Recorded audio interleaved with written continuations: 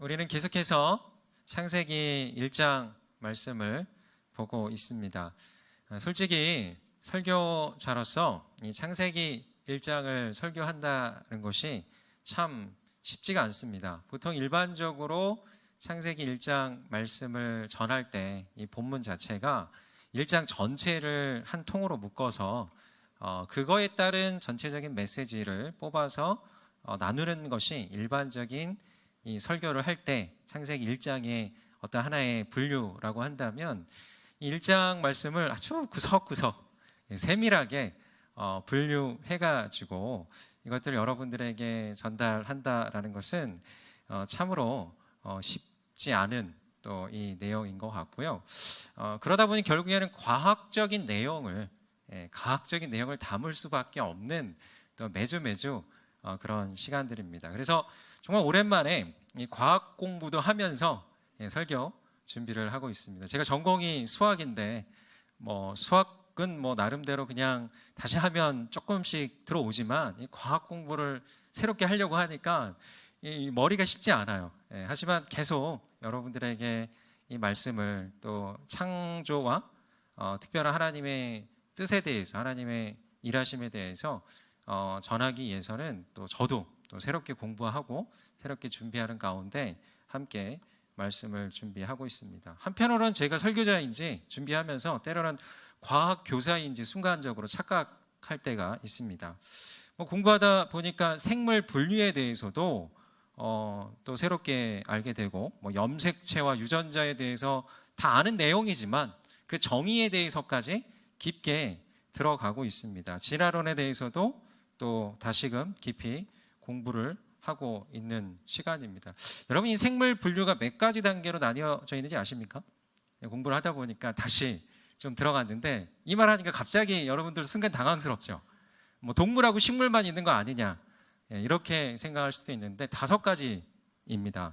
우리가 동물하고 식물하고 균이라고 하는 거, 그 버섯하고 곰팡이, 효모, 이 균계가 또 있고요. 원핵 생물계라고 핵이 없는 생물, 그게 뭘까요?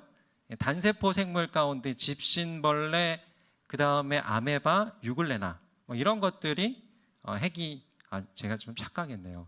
그게 온생 생물계라고 핵이 있는 생물이고요. 원핵 생물은 핵이 없는 생물로서 바로 세균과 같은 거 있잖아요. 그것이 바로 핵이 없는 생물이라고 할 수가 있습니다. 제가 처음에 얘기하는 거는 그만큼 공부를 했다라는 거 여러분에게 말씀드리고 싶고, 그 여러 가지가 함께 계속해서 오늘 또 우리가 나눌 말씀과 관련된 내용에 포함된 거라고 할 수가 있습니다. 염색체 안에 유전자가 있다는 거 다 아시죠? 근데 그 유전자 가운데 정말 쓸모 있는 뭔가, 유전자라는 것은 자기를 복제할 수 있는 그 DNA가 있지 않습니까? 그 쓸모 있는 DNA는 전체 유전자 가운데 1.5%밖에 안 된다고 합니다. 그 나머지 98.5%는 뭐냐면 쓰레기 DNA라고 해서 어떤 유전에는 전혀 관계가 없는 그런 유전자라고 해서 정크 DNA라고 불려집니다. 근데요, 나중에 또 요즘에 최근에 또 학계에서는 그 정크 DNA가 쓸모가 없는 것이 아니다, 이런 어떤 이야기들을 최근에 또 여러 연구하는 데서 하고 있다라고 합니다.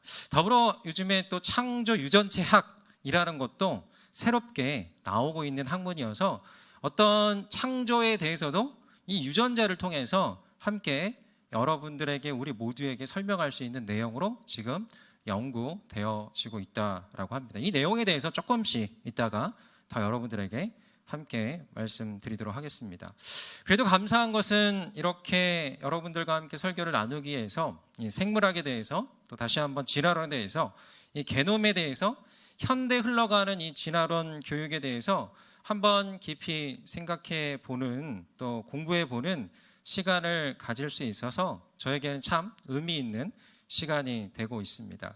여러분, 지금 시대는요, 그 어떤 때보다 이 세계관의 싸움이라고 할 수 있어요. 아니, 이 싸움을 넘어서 거의 어떤 전쟁이라고 해도 과언이 아닙니다. 특별히 기독교 세계관과 또 인본주의적 세계관이 크게 대립을 하면서 점점 더 그 대립의 구도는, 갈등의 구도는 더욱더 커지고 있다라고 할 수가 있습니다. 여러분, 그 핵심에는 어떤 거가 있습니까? 인본주의적 세계관, 기독교적 세계관의 핵심에는 딱 이거예요. 창조냐 진화냐. 창조냐 진화냐의 주장이라고 할 수 있다라고 할 수 있습니다. 안타까운 것은 우리가 지금 이 교회에서는 다 이제 창조에 대해서 받아들이고 또 그렇게 믿고 그 신앙을 가지면서 우리가 함께 그걸 전제하고 이야기를 나누고 또 함께 공유하고 또 그렇게 대화를 하기 때문에 여기서는 우리는 절대 다수가 될 수 있죠. 특별한 문제가 없습니다. 하지만 여러분들이 세상 가운데 살아가는 그 현장은 어떻습니까? 이 공적 기관이나 또 과학계에서는 이것이 메인스트림이 아닌 거죠. 이 메인스트림은 진화론이고 창조를 주장하고 창조를 이야기한다라고 하면 되려 만약에 과학을 하는 사람들이라고 하면 무시와 멸시를 받기도 하고 우리 또 믿는 사람들도 그 이야기를 쉽게 꺼낼 수가 없어요. 왜냐하면 이건 비과학적이다. 이미 단정하고 이미 그렇게 하나의 이 생각과 하나의 테두리, 프레임을 딱 씌워서 바라보고 있기 때문에 이 창조에 대한 부분을 우리가 변증하고 이야기하고 뭔가 나눌 수 있는 그런 사회적인 분위기가 아니라고 그런 나눌 수 있는 분위기가 아니라고 할 수 있습니다.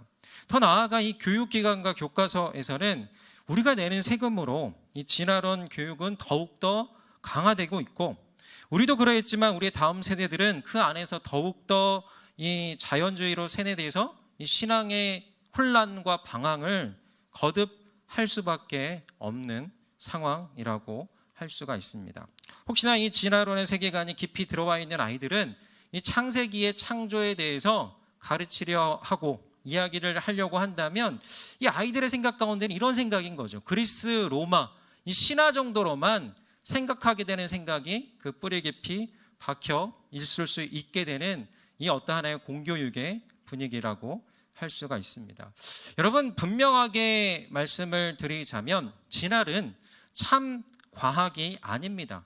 이 진화란 창조와 마찬가지로 이 세상에서도 관찰할 수도 없으며 실험실에서 증명할 수도 없습니다. 항상 하는 진화론자들의 이야기는 뭐냐면 이렇게 됐다라고 하면서 그걸 증명할 수 없으니까 아주 오랜 시간에 걸쳐서 우연하게 진행이 됐다라는 어떤 나름의 가설을 세워놓고 그렇게 주장을 하고 있는 것입니다. 그렇기 때문에 이 진화는 과학적 가설 및 추론이고 어떤 신념인 거예요. 이 과학적 이론이나 법칙이 될 수가 없는 거죠. 한마디로 지금 이것은요, 믿음과 믿음의 대립이에요. 어떤 하나의 세계관과 세계관의 대립으로 그렇게 흘러가고 있는 거라고 할 수가 있습니다. 이 과학도 신념인 부분을 저도 이렇게 연구하고 공부를 하면서 제가 이렇게 좀 발견한 어떤 부분이 있어서 한번 좀 약간 그 부분들을 좀 설명하면서 여러분도 함께 같이 생각해보자라는 차원으로 함께 나누었으면 하는 건데요. 여러분, 이 과학에서 주장하는 이 생명의 기원에 대해서 진화론자들이 주장하는 부분을 한번 좀 간단하게 설명을 해보겠습니다. 이렇게 주장하는 거예요. 뭐냐면 아주 옛날에 45억 년 전쯤에 거의 몇십억 년 전쯤에 물이 있었고요. 이산화탄소가 있었고 그리고 메탄과 암모니아 등 이 단순 화합물이 있었다라는 거죠. 이런 상황 가운데 뭐냐면 갑자기 자외선과 전기 방정 등 에너지원을 가한 뒤에 이 상황 가운데서 갑자기 아미노산이 발견을 했다라는 거죠. 이게 지금 현재 실험 가운데 이런 것들이 어떤 조건과 어떤 상황 가운데서 그렇게 되었다라는 것이 또 실험으로 보여지는 부분이기도 합니다. 그리고 또 최근 연구에 의하면 어떤 비슷한 실험에서 이 퓨린과 피라미딘이라는 유기물이 생성이 됐대요. 근데 이건 뭐냐면 또 DNA 구성 요소라는 거예요. 근데 지금 여기까지는 어떤 과학적 실험으로 있는 것들을 그들의 주장, 그들의 논리에 대해서 이렇게 여러분들에게 함께 말씀을 드립니다. 근데요, 이것이 30억 년, 40억 년 전쯤에 해양을 구성하는 원시수프였다라고 합니다. 그런데요, 이러다가 어느 시점에, 저는 이 부분에서 주목이 됐는데요, 어느 시점에 갑자기 주목할 만한 자기를 복제할 수 있는 분자가 이 말을 하는 거예요. 주장하는 그 과학적 이론에 과학적 어떤 하나의 법칙에 어떤 말을 하냐면 우연히 자기를 복제할 수 있는 분자가 우연히 생겨났다라는 거예요. 여러분 이게 어떻게 받아들여지십니까? 이게 과학을 연구하고 과학적 법칙을 말하고 있는 사람들, 생명의 기원에 대해서 이야기하고 있는 그 모든 이 하나의 생각과 많은 사조와 많은 그 메인스트림에서 깔려있는 생각이라는 거예요. 우연히 자기를 복제할 수 있는 어떤 분자가 그것이 생겨났다라는 것을 말하고 있다는 거예요. 여러분 이 자기 복제라는 게 무엇입니까? 이거는 이 동식물을 각각을 구성하는 세포들이 다량으로 존재하는 게 다세포 생물인데요. 참 제가 많이 연구했죠. 상당히 많은 이야기를 들려주는데요. 아마 잘 들어보시면 좋겠어요. 중요한 거는 핵심이 있어요. 그것만 여러분들 들으시면 될 것 같아요. 그 세포에는 각각의 DNA 사본이 있고요. 1개의 세포가 2개로 갈라지면서 이 세포 분열에서 이 각각의 세포가 가지는 염색체의 안에 있는 DNA 사본을 전부 받습니다. 똑같이 받아서 새로운 분열을 하는 것을 체세포 분열이라고 하는데 이게 자기 복제죠.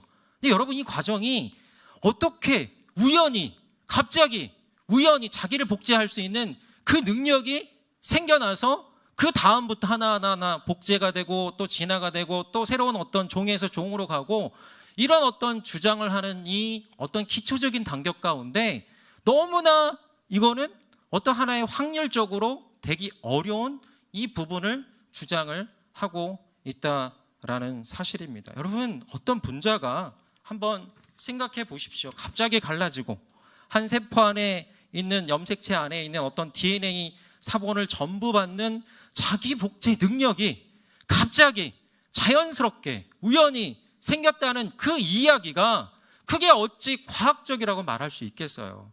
그게 어찌 합리적이라고 말할 수가 있겠어요? 차라리 그 복제 능력이 우연히 생겨났다라고 하기보다는 무엇이죠? 누군가 만들었다. 누군가 그 능력을 부여했다. 이것이 더 합리적이 아닙니까? 이것이 더 설득력 있는 내용이 아니겠습니까?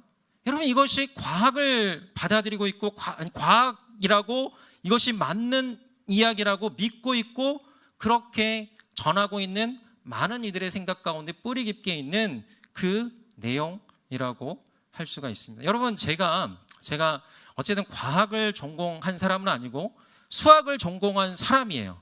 근데 여기서 과학을 전공하는 많은 또 분들이 있을 거예요. 많은 어떤 이야기들을 나중에 또 해주시면 좋을 것 같아요. 저도 이렇게 얘기를 한다고 해서 제가 대화를 차단하는 건 아닙니다.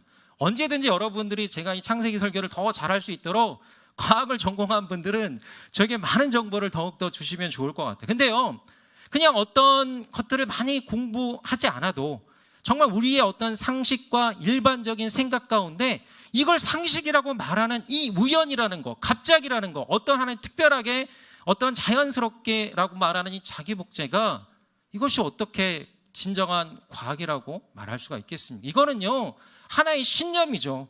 이것도 하나의 자기의 믿음이죠. 그런 거라고 말할 수밖에 없는 하나의 그 모든 뜯어가고 뜯어보면 되는 내용이라고 할 수가 있습니다. 사랑하는 여러분, 생명의 기원 또 우주의 기원을 밝히는 것은 오직 2가지 가능성밖에 존재하지 않습니다. 이 창조와 진화라는 이 2가지 가능성인 거죠.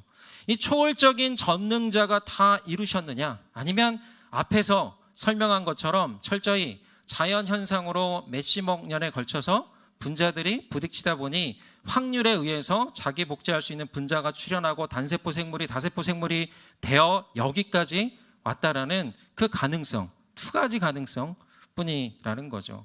만약에 여러분들 이 2가지가 신념이라고 한다면 다시 한번 묻겠습니다.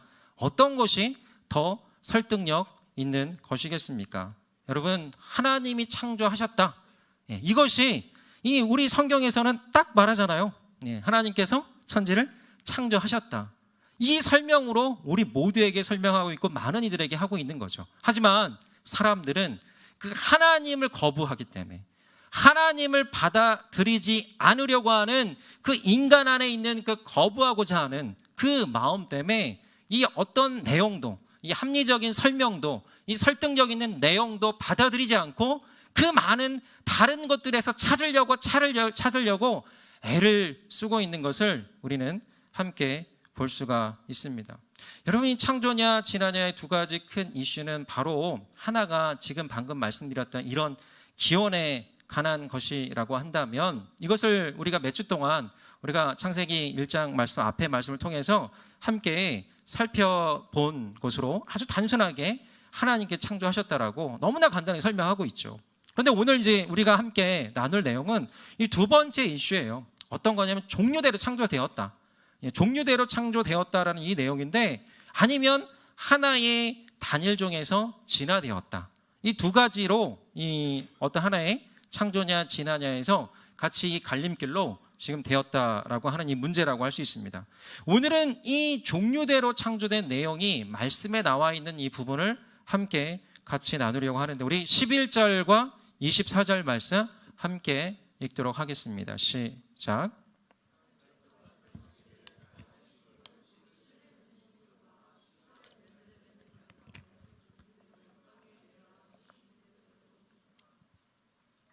(24절) 땅은 생물을 그 종류대로 곧 가축과 땅 위에 기는 것과 들짐승을 그 종류대로 내라 하시니 그대로 됐습니다. 여러분, 이 말씀에는 분명하게 선언하고 있습니다. 뭐라고 말하고 있죠? 이 식물에 대해서는 그 식물에 대해서 이 씨가 든 열매를 맺는 나무는 그 종류대로 분명하게 여러 어떤 종류대로 하나님께서 창조하셨다라고 말하니 그대로 됐다라고 되어 있고요. 또 가축과 땅 위의 짐승들에 대해서도 종류, 하나의 종과 종이 분명하게 분류가 되어서 하나님께서 창조하셨다라고 말씀을 하고 있습니다.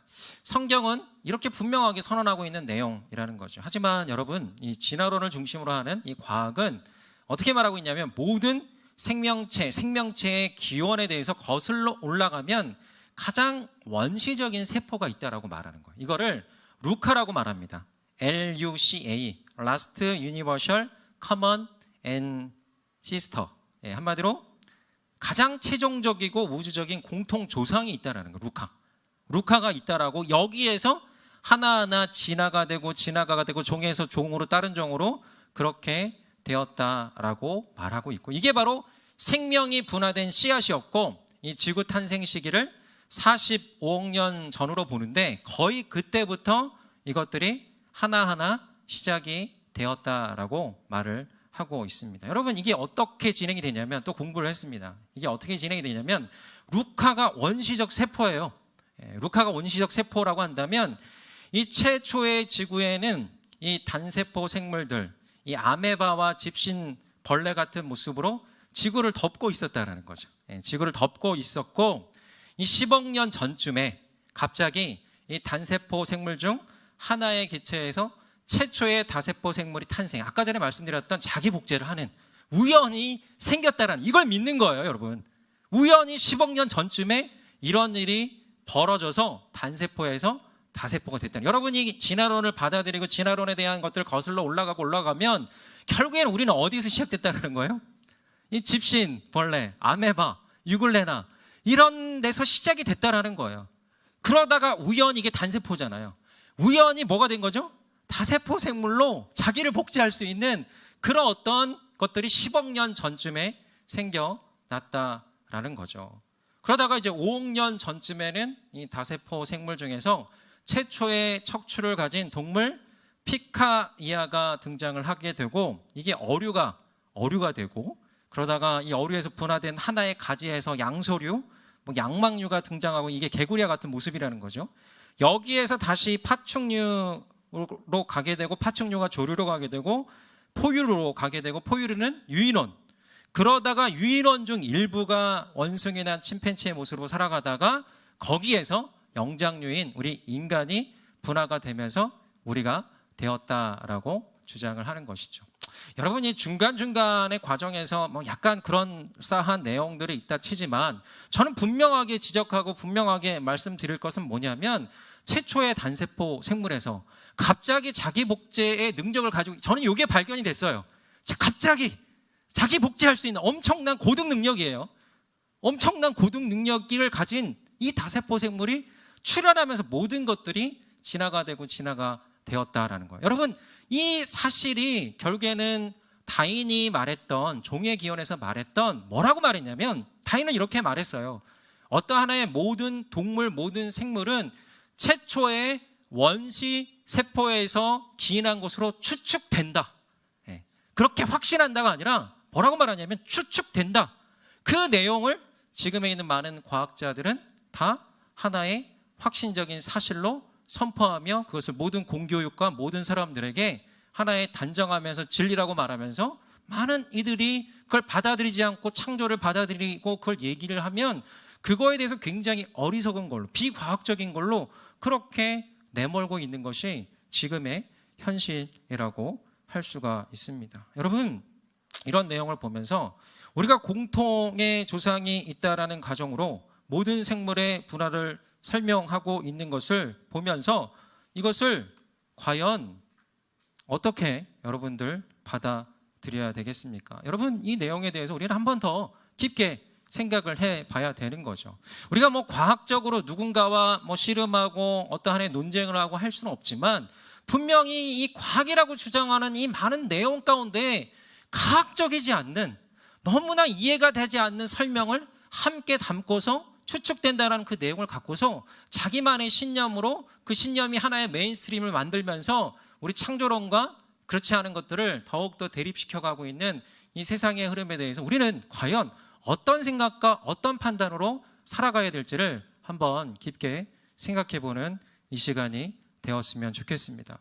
그러면서요, 우리가 이 내용에서 우리가 함께 생각해 봐야 될 것은 또 이런 부분이 있어요. 또 우리가 이 침팬지, 또 이쪽에서 우리가 진화했다라고 하는 그 근거는 염색체가 거의 98%, 99% 정도가 비슷하다라는 그런 주장이 있잖아요. 이것에 대해서 어떤 부분이 있냐면 아까 전에 말씀드렸던 그걸 좀 설명을 했으면 좋겠어요. 뭐냐면 DNA 가운데 아주 유의미한 자기를 복제할 수 있는 그런 단백질로서의 그 기능을 하는 게 아까 전에 몇 프로라고 말씀드렸는지 기억나시나요? 공부를 잘 하셨으면 그게 1.5%밖에 안 된다는 거예요. 근데 그 안에서의 그 염기 서열이 98%, 99%가 비슷하다라는 거예요. 근데 아까 전에 제가 뭐를 말씀드렸죠? 그것만 있지 않다라는 거예요. 이 어떤 하나의 유전자라는 것은 유전자라는 것 그 외에 98.5%나 되는 아까 전에 말씀드린 쓰레기 DNA라고 말하는 그 DNA도 함께 존재하는데 이것이 어떤 유전에 아무런 영향을 주지 않는 것이 아니라 최근의 연구에 의하면 이것도 하나의 굉장히 특별한 유전에 영향을 주는 그 연구들이 계속해서 발견이 되고 있다라고 합니다. 그래서 그런 것까지 다 따지면 최근의 연구에서 98%가 아니라 그들은 믿고 있고 그렇게 주장하고 그렇게 말하잖아요. 그것이 아니라 실제적으로 그 모든 것들을 다 펼쳐서 보면 80% 이하라는 거예요.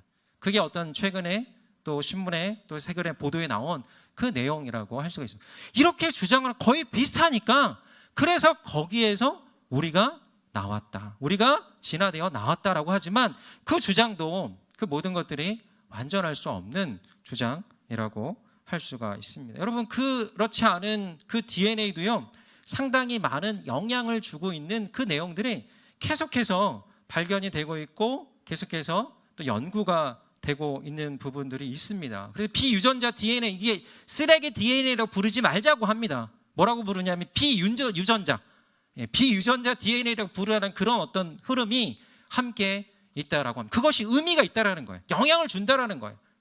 영향을 주지 않는 것만 보고선 어떤 자기만의 해석으로 자기만의 주장으로 이야기하고 있는 것이 바로 세상의 흐름이라고 할 수가 있습니다. 그럼 좀 과학 시간인가 설교 시간인가 약간 착각이 되기도 하죠. 근데 제가 이 말씀을 드리는 부분들은 뭐냐면 우리도 나름의 원리와 나름의 내용을 가지고 있어야 되고요. 오늘 말씀에서 분명하게 말하고 있는 것은 성경은 뭐라고 말하고 있는 거죠? 종류대로 창조되었다. 각각의 분화되어서 분류해서 창조되었다라고 하지만 세상의 흐름 뭐라는 거죠? 하나의 기본적인 단세포에서 가장 원시세포에서 분화되면서 지금의 우리의 모습이 되었다. 여러분의 조상이 뭐라는 거죠? 여러분 조상이 뭐 원숭이, 유인원, 침팬지 이 정도가 아니라는 거예요. 그거를 받아들이면 결국엔 그 이상으로 올라가야 돼요. 어디로 올라가야 돼요? 우리가 어류, 파충류 더 올라가서 집신벌레, 아메바 이쪽으로 올라가야 되는 거예요. 계속해서 우리 생각에 꼬리를 물고 무다 보면 거기에 올라가야 되는데, 그것도 중간에 제가 분명히 말씀드린 거는 우연히 갑자기 자기를 복제할 수 있는 어떤 신비로운 그런 능력이 생겼다.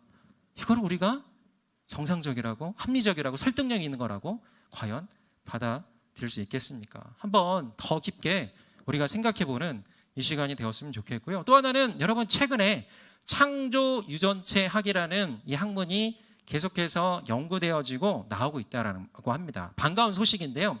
이건 뭐냐면 각각의 동물의 공통의 유전자도 있지만 각각의 동물의 공통의 유전자, 뭐 아까 전에 말씀드렸던 뭐 루카를 설명할 수 있는 공통의 유전자도 있지만 다른 동물에게는 없는 그 동물에게만 주어지는 고유의 유전자가 있다는 거예요. 아주 독특하고 유니크한 유전자가 지금 있다는 것들이 하나하나씩 발견이 되고 있다라고 한답니다. 예를 들면 오늘 담임 목사님 설명한 가운데 파리하고 꿀벌이 비슷한 것 같잖아요. 날아다닐 때 날아다니는 소리도 좀 비슷하고, 날아다니는 이 날개의 속도도 좀 비슷하고, 뭔가 어떤 좀 분위기가 비슷합니다. 벌과 파리가 유전자도 서로 비슷한 게 있겠죠. 하지만 이 꿀벌에게는 파리에게 찾을 수 없는 이 꿀벌만의 고유한 유전자가 있다라는 거예요. 그것이 이 벌에는 24,731개의 유전자가 있다라는 건데, 제가 기억을 잘했습니다.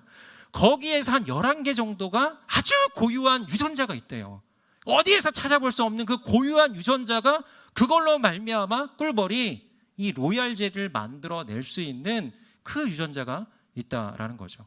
어떤 파리가 진화해서 갑자기 그 안에서 어떤 뭔가 포선과 뭐가 해서 자기 안에서 어떤 유상 물질이 나와요.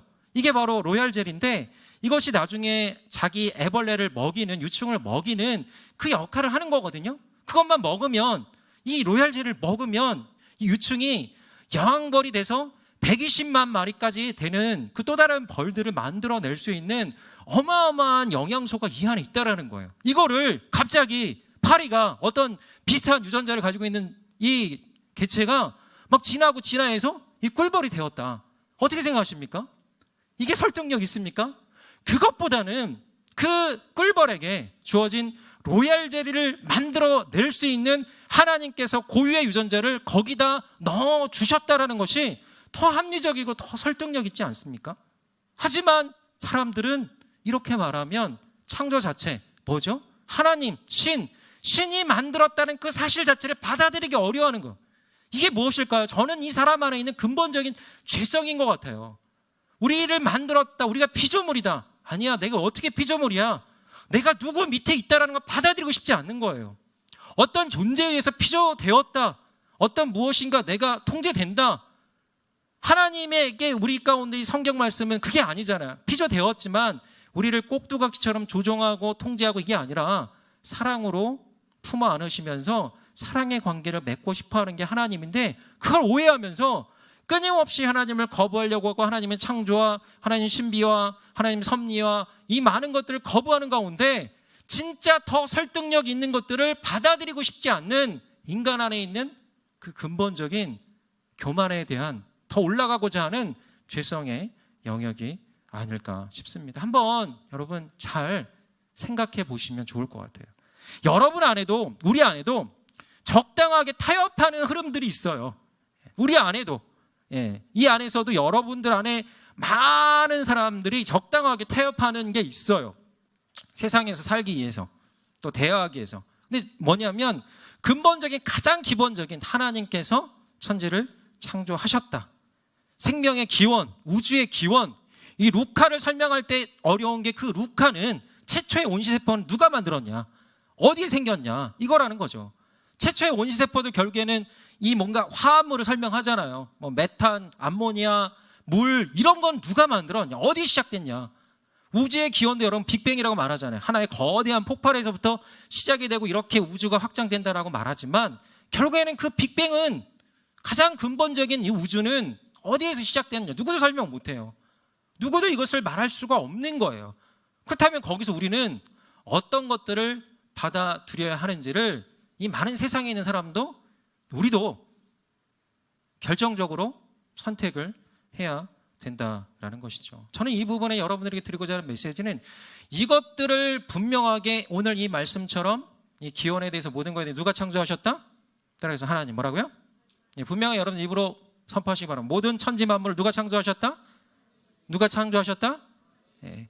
어떤 곳에서 점점 진화해서 하나님께 그렇게 내버려 두셨다가 아니라 하나님의 철저한 계획, 고유한 유전자를 넣어주고 계획에 대해서 그림과 생각을 가지시고 그렇게 세계의 모든 우주 만물을 만드신 하나님의 그 섭리를 받아들일 때 우리의 신앙과 우리의 마음은, 우리의 존재됨은, 서로에 대한 마음은 또 완전히 다른 시각으로 바뀔 수 있다라는 것이. 여러분, 결국에는 이 어떤 하등 동물에서 고등 동물로 간다라는 건 뭐냐면 결국에는 우리의 생각 가운데 더 고등해져야 된다, 더 뛰어나야 된다, 더 나아져야 된다, 어떤 누군가를 우리도 모르게 짓밟고 더 우월한 유전자로 우월한 능력을 가지고 그런 존재가 되어야 된다라는 생각이 우리의 생각 가운데, 끊임없는 경제의식의 뿌리에는 사회적인 이 바운더리, 사회적인 환경만이 아니라 보이지 않는 이 깊은 생각 가운데 어느 정도의 진화를 받아들임으로 말미암아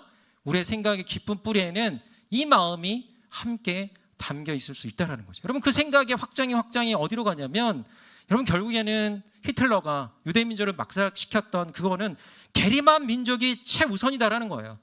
유대민족은 열등하다라는 거예요. 그들은 말살시켜야 된다라는 거예요.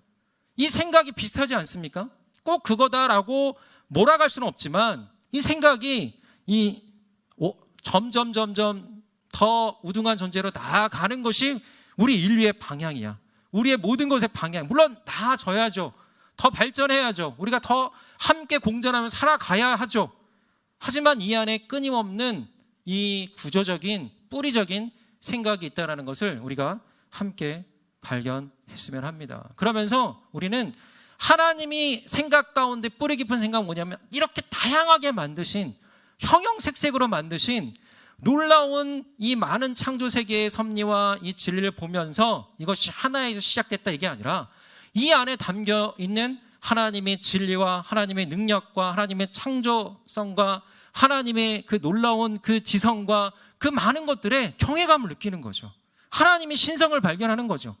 하나님의 하나님됨을 인정하면서 거기에서 분명한 신앙 고백으로 하나님을 찬양하게 되고 하나님 예배하게 되고 하나님께 정말 우리가 인간임을, 피조물임을, 우리 하나님 앞에 부족한 인간임을 인정하면서 그렇게 무릎 꿇고 참된 예배자로, 참된 하나님을 진정으로 올려드린 자로 우리가 나아갈 수가 있게 된다는 거죠.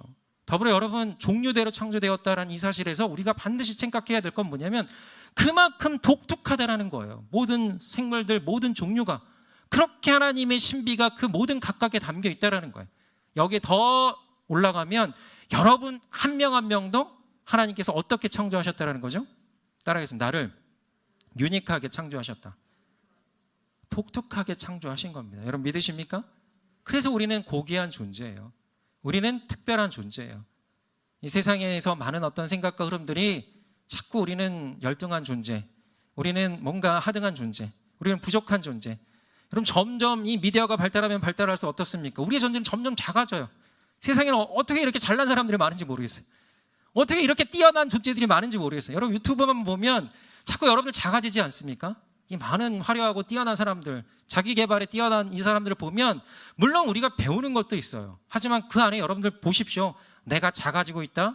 내가 그 안에 저 사람처럼 안 될 텐데 저 사람들은 어떤 정말 나은 존재, 이런 어떤 생각을 하고 있다면 그 뭔가 이 세상의 흐름 가운데 하나님의 세계와 하나님의 창조의 정말 진정한 뜻은 이 다양성 가운데 조화를 이루며 공존하는 것이 하나님의 뜻인데 우리도 모르게 여기서 더 나아져야 돼. 더 열등하기보다 우등해야 돼. 더 뛰어나야 돼. 결혼도 만남도 더 뛰어난 유전자를 가진 사람을 만나야 돼. 이런 어떤 생각으로 우리가 구조적으로 자꾸 가 있지는 않는지 한번 돌아보시면 좋겠습니다. 그런 가운데 우리는 우리의 진정한 신앙적인 생각, 하나님 나라적인 생각, 복음적인 생각은 다양한 걸 인정하는 거예요. 모든 사람들의 어떤 그 자체 독특함을 인정하면서 그 사람을 받아들이고 존중하고 배려하면서 하나님께서 말씀하신 그 사랑을 실천하면서 그렇게 나아가는 것이 창조신앙의 삶이라는 것을 여러분 가운데 강력하게 말씀드리고 싶습니다. 여러분, 그것이 창조 질서를 따라가는 삶이며 또 창조의 신앙 가운데 나아가는 삶임을 다시 한번 마음 가운데 기억하면서, 오늘 말씀 뭐죠? 따라하겠습니다. 하나님께서 종류대로 뭐라고요? 여러분 입으로 뭐라고요? 종류대로 뭐라고요? 종류대로 창조하셨다라는 이 사실을 믿음으로 함께 받아들이며 우리 한 명 한 명도 정말 너무나 유니크하고 고귀하고 소중한 존재임을 마음 가운데 새기며 그렇게 살아가시는 우리 모든 성도님들 되기를 간절히 소망합니다.